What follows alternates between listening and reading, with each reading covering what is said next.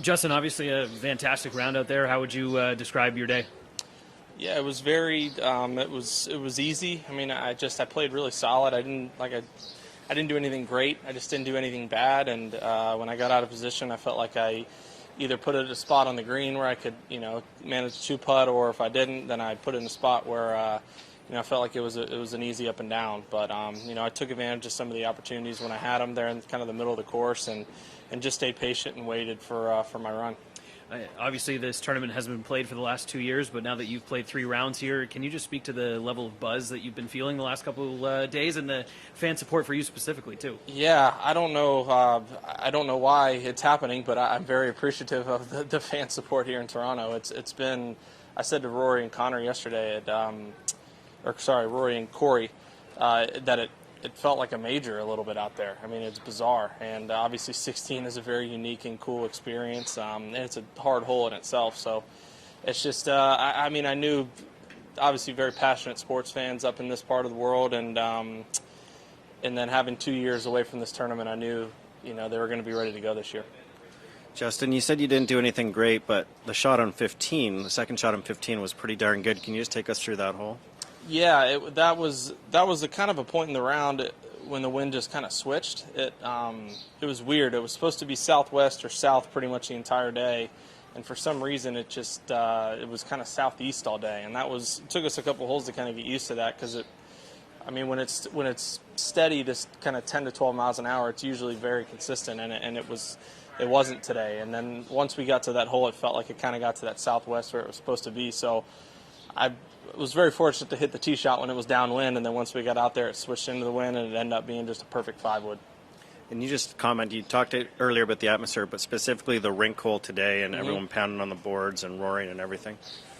Yeah, the pin today was brutal. I mean, it's right on a little crown, and that'd be a pin. It'd be tough to get a wedge close to the hole, let alone from, I think it was 185 today. We had the wind kind of quartering off the left and in, and you're trying to feather some kind of like high draw and 6-iron into a tabletop size portion. You're trying to land it, so to walk out of there with 3 was nice. You hit almost every green out there today. Just in terms of your accuracy, what do you feel like helped you be so accurate and precise hitting the greens today?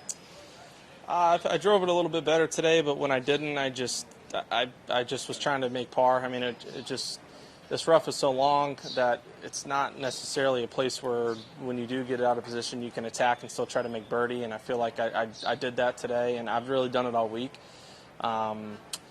And if you drive it well, I mean, you do have a lot of scoring clubs in, and I'm definitely not hitting my wedges as well as I would like. I'm hitting a lot of short irons and wedges, kind of that 12 to 15-foot range, when I feel like I generally hit them inside of 10 feet, or I at least would like to. So it's just staying patient, because you can have rounds like today out there on this golf course. Do you feel like you have a good idea of when you can be more aggressive out there approaching the green, and where you need to be a little bit more safe based on what you've seen the past 3 days? I mean, tomorrow's pins are obviously going to be a lot tougher. Yeah, I think you truly just kind of have to take the course and the hole for what it is. You get a hole.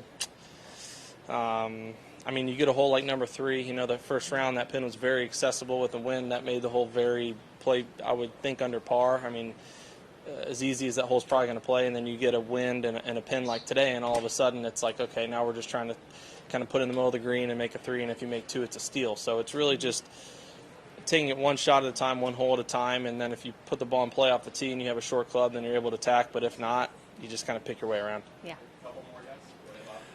Justin, at one point today, I think there were 7 players in the top 25 in the world ranking and top of the leaderboard, and it's moving a little bit. What do you think that says about this tournament, and specifically about the PGA Tour? What it can deliver in terms of entertainment? Yeah, it's really cool. Obviously, with everything going on, this week was going to be very special regardless, but I think it just, without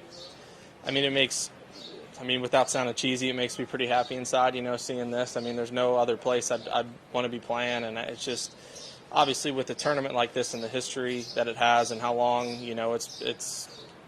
it's had a lot of great past champions and venues and drama, and it looks like it has the potential tomorrow to produce a little bit more of that and create some more history. All right, perfect. Thanks, JC. Thanks.